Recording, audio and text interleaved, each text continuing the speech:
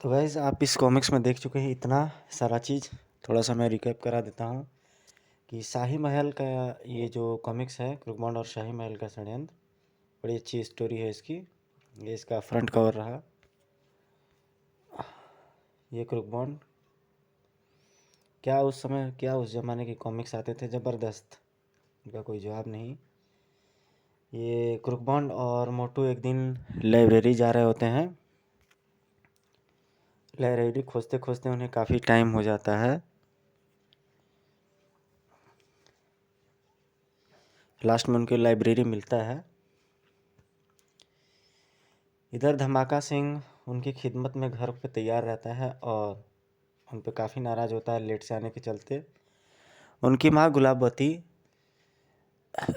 उनका उनको पराठे वगैरह बनाने का बोलती हैं कि उन्हें पराठे देंगी। यहाँ तक का आप मेरे प्लेलिस्ट में भी देख सकते हो, ये स्टोरी मैंने अपलोड की हुई है। खैर उस रात तो लोग काट लेते हैं। फिर ब्रुकबॉन्ड बुक लेकर के वो अपने ऑफिस चला जाता है और पलंग पर, इससे पहले कि ठीक स्टोरी उसके बाद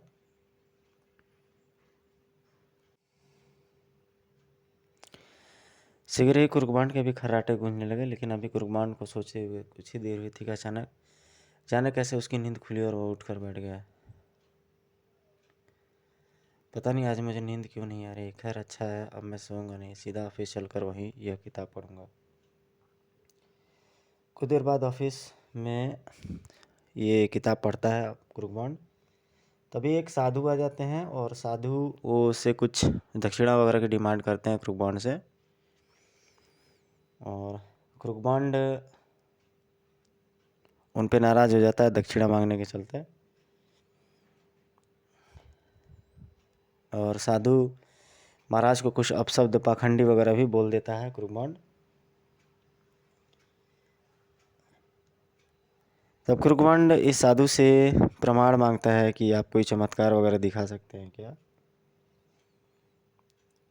और क्रूकबॉन्ड अपनी इच्छा बताता है। तो महाराज बोलते हैं कि भाई तुम हमसे पूछो कि क्या मतलब चाहिए तुम्हें, क्या मतलब क्या कहने से, क्या करने से तुम ये समझ लोगे कि मैं एक साधु हूँ। तो क्रूकबॉन्ड कहता है कि मैं बता दीजिए कि मैं पहले के जन्म में क्या था। तो साधु महाराज उसे एक फल देते हैं और बोलते हैं कि इस फल को तुम खा लेना और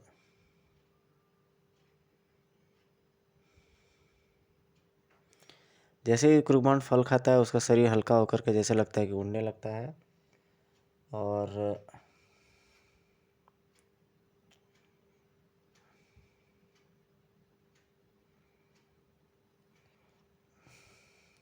कोई टीकमगढ़ के राज दरबार में वो चला जाता है।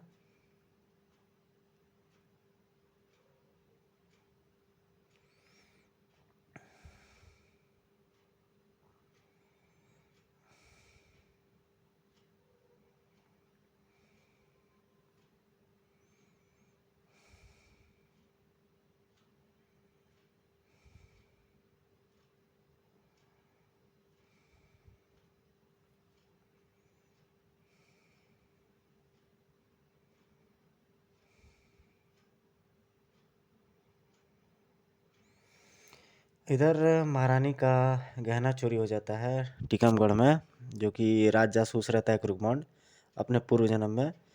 और उससे बुलाया जाता है इस केस की इन्वेस्टिगेशन करने के लिए, छानबीन वगैरह करने के लिए। और जांच करते करते वह खिड़की के पास पहुंचता है और एक फल को देखता है, सेब को। और अंधेरे में तीर मारता है। वो महाराज को दिलासा देता है कि वह चोर के बारे में बता देगा, किसने चुराया है ये हीरो का हार।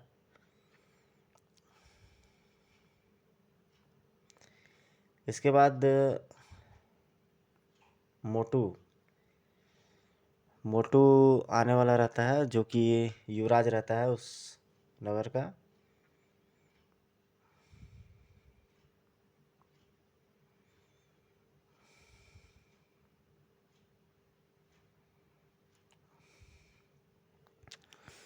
रुबान बोलता है कि शरारत बंदरिया को पकड़ के लाई है, वही उस हार को चोरी करके गई है।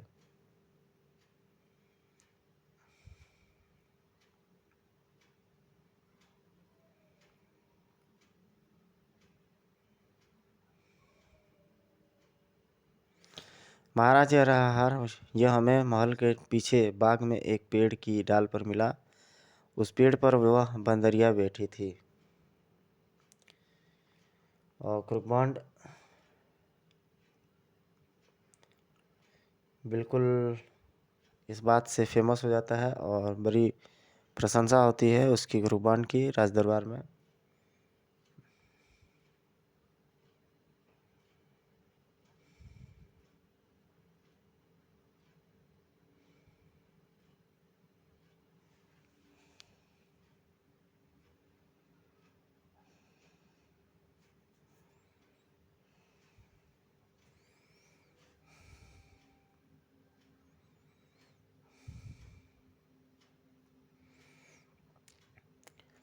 इधर मोटू पर उस रास्ते में कोई हमला कर देता है जिसे क्रूकबॉन्ड विफल कर देता है और सैनिकों को ऊपर भेजता है। वो उसे पता नहीं चल पाता है कि वो आक्रमणकारी कौन थे। गाइज मैंने लंगूरा जो पवन कॉमिक्स का एक कैरेक्टर है उस पर एक कॉमिक्स बनाई है, टोरा टोरा और लाल संतान।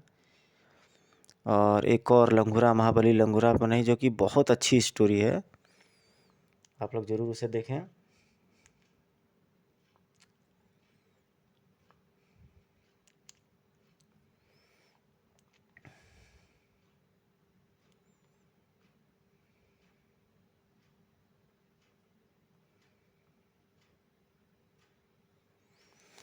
इधर तीर चलाने वाले में से लुम्बा नाम का कोई एक चरित्र रहता है और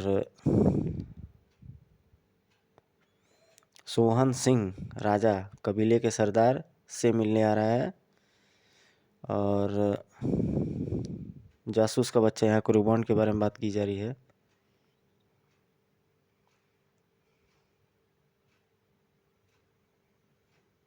तुम्हारे सरदार ने राजकुमार को मरवाने की चेष्टा की थी, यह सब राजा सोहन सिंह की तरफ से उसी का प्रतिशोध है। उफ। फिर उन्हीं सैनिकों के वेश में नकाबपोश के आदमियों ने कबीले की कुछ औरतों को उठाया और जिधर से आए थे उधर चल पड़े। यह सब राजा सोहन सिंह की आज्ञा से हो रहा है। हाय मेरी बेटी को बचाओ।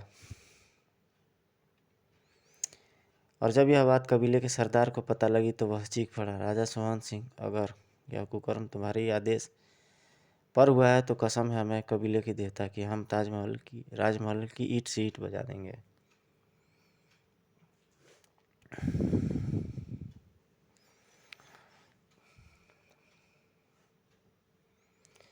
फिर सरदार के साथ कबीले के बहुत से लड़ाके भी युवक राजमहल की ओर चल दिए और सुला कबीले के सरदार और राजा का आमना सामना बीच रास्ते में ही हो जाता है।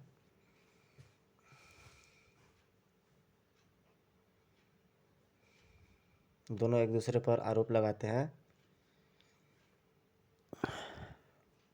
ये कॉमिक्स मैं अपने प्लेलिस्ट में अपलोड कर दिया हूँ और इसको मैं इसलिए डाल रहा हूँ ताकि कोई फुल लेंथ में इसको एंजॉय कर सके इस कॉमिक्स को।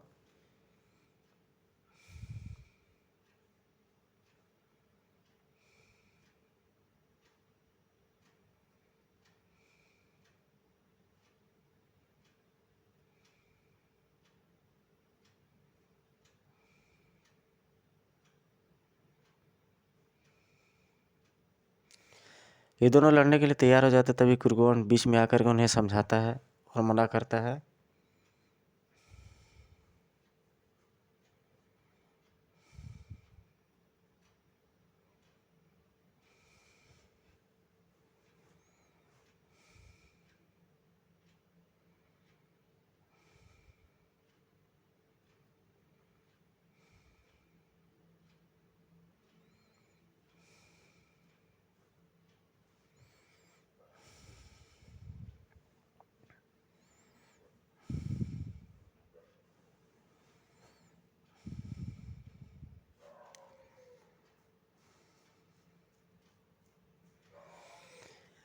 उसी रात गुफा में लुम्बा बेशक उस जासूस छोकरे ने हमारी योजना को आंशिक रूप से असफल कर दिया है, किंतु फिर भी हम उन दोनों के दिलों में संदेह का बीज बोने में सफल हो चुके हैं। और उसी संदेह का बीज आज ही रात पेड़ बनकर अब तैयार होगा, जब तुम इस खंजर से अपने कबीले के सरदार का कत्ल कर दोगे और राजकुमार मोहन की इस विशेष मोतियों की माला को। फिर नकाबपोश लुम्बा और उसके साथियों को अपनी योजना समझाने लगा। नकाबपोश की पूरी योजना सुनकर कबीले के मंत्री लुम्बा की आंखें भयानक रूप से चमकने लगी। वाह हुजूर, क्या शानदार योजना है आपकी। अब कल से सूला कबीले का सरदार मैं होऊंगा और फिर जल्दी से टीकमगढ़ के राजा आप होंगे। तो ठीक है, अब तुम इसी समय यहाँ से जाकर मेरी योजना को कार्य रूप में दे डालो। फिर वापस कबीले पहुंचकर लुम्बा ने मौका पाते ही खंजर से सरदार की हत्या कर दी। और साथ ही राजकुमार मोहन की विशेष मोतियों की माला को फर्श पर फेंक दिया। ओह, ये रे राजकुमार तुम्हारी माला। उसके बाद खून खून, किसका खून? भीतर चलकर देखो। ओह, यह सब कैसे हुआ? लुम्बा सरदार, किसने की सरदार की हत्या? हम उसे जिंदा नहीं छोड़ेंगे। यह तो मुझे नहीं मालूम पुजारी जी, लेकिन सरदार की हत्या टीकमगढ़ के शाही खंजर से हुई है। और देखो, लाश के पास राजकुमार की शाही माला भी पड़ी हुई है।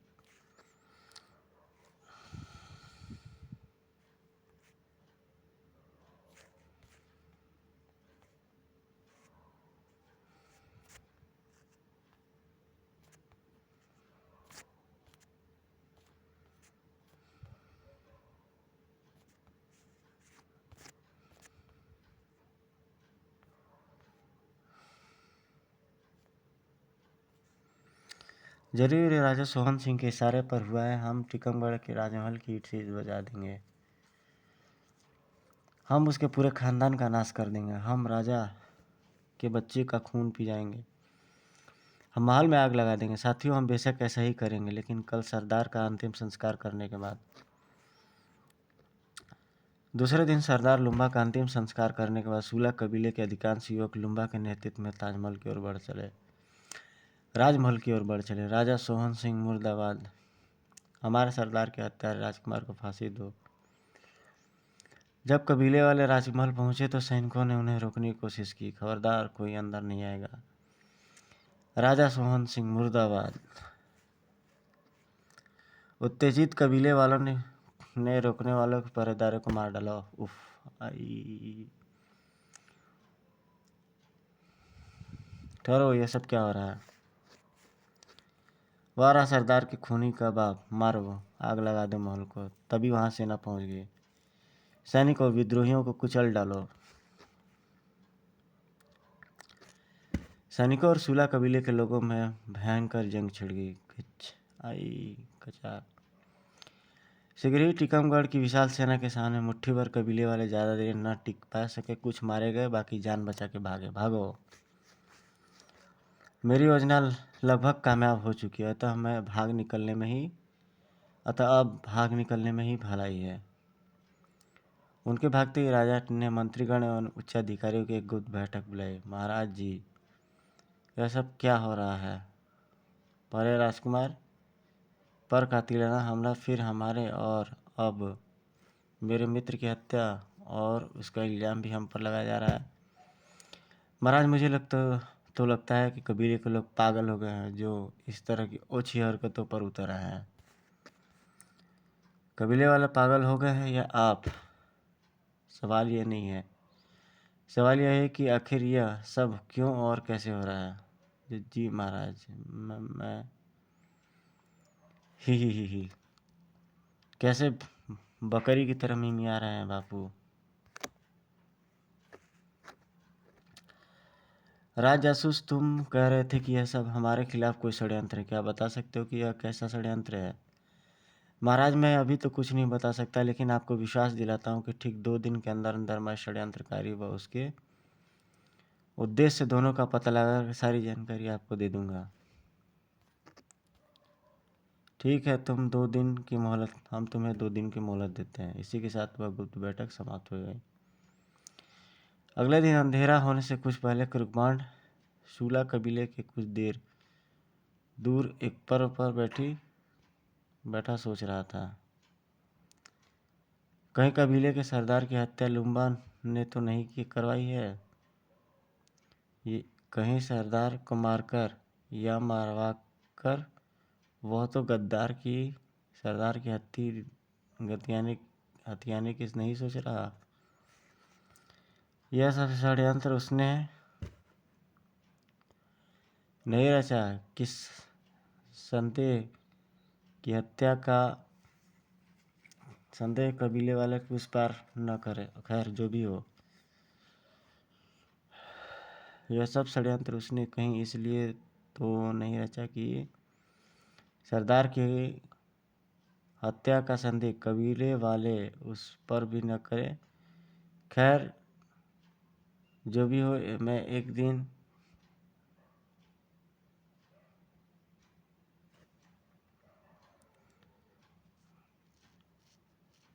यह सब षड्यंत्र उसने कहीं इसलिए तो नहीं रचा कि सरदार की हत्या का संदेह कबीले वाले उस पर भी न करे। खैर जो भी हो, मैं एक दो दिन लुम्बा पर भी नज़र रखूंगा, क्योंकि सरदार की मौत का सबसे ज़्यादा फायदा उसी को हो सकता है। फिर अंधेरा होते ही कुर्बान जैसे ही पेड़ के नीचे उतरा, उस बस्ती की तरफ से आते 3-4 घुड़सवारों की आटे मिलेंगी, अतः वह जल्दी से उस पेड़ की ओट में हो गया। टप टप टप टप टप। शीघ्र ही उसने तारों के मध्यम प्रकाश में कबीले के 3 युवकों के साथ लुम्बा दिखता दिया। अरे लुम्बा वह इस समय कहाँ जा रहा होगा? मुझे इसका पीछा करना चाहिए, लेकिन कैसे? यह तो घोड़ों पर सवार है और मैं पैदल। कोई और चारा न देखकर कुर्बान उसके पीछे पैदल ही दौड़ पड़ा। आज मैं तेरा पीछा नहीं छोड़ूंगा लुम्बा। थोड़ी देर बाद, मुबारक हो लुम्बा, अब तो तुम अपने कबीले के सरदार होने वाले हो। अध्यापकों मुझसे मुबारक हो इवेंट। आपने आपके घर वालों से ही तो मैं सरदार बनने वाला हूँ। सरदार लुम्बा, मुझे मुबारकबाद उस दिन देना जब मैं टीकमगढ़ का महाराज बन जाऊंगा।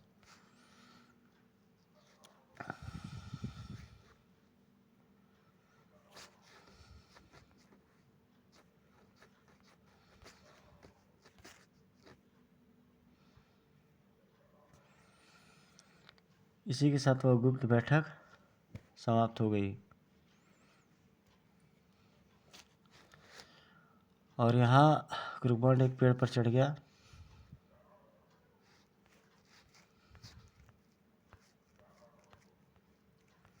क्लिकबेट करो और समझाओ लोगों को।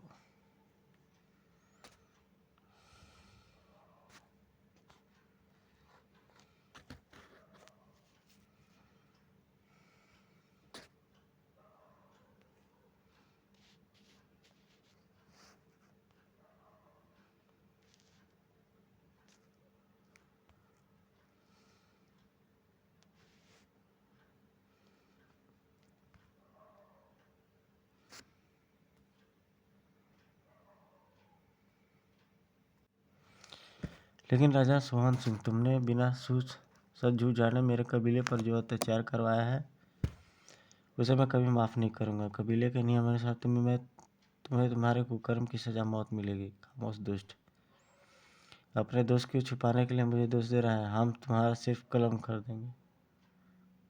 उफ, यहाँ तो स्थिति बिगड़ती ही जा रही है।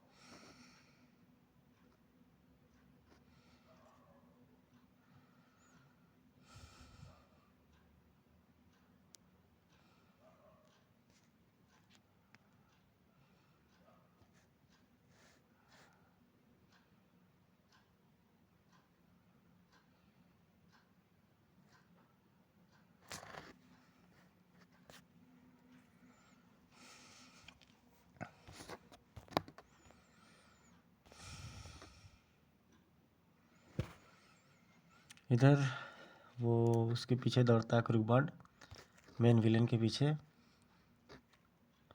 लुम्बा सरदार अपनी गुफा में यहाँ पे क्रूकबॉन्ड पहुँच के उन्हें देख लेता है और क्रूकबॉन्ड की आदत है कि वो अकेला ही भिड़ जाता है।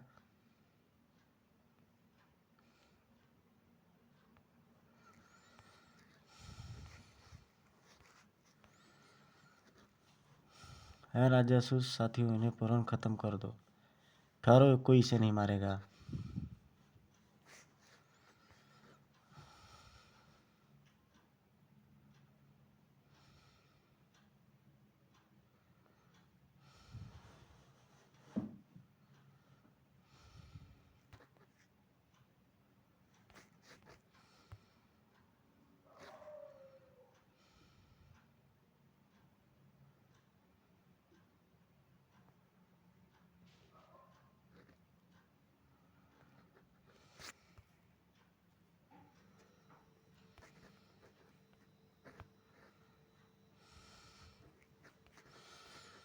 इधर क्रूकबॉन्ड भागने की तैयारी में और उन्हें मार पीट देता है।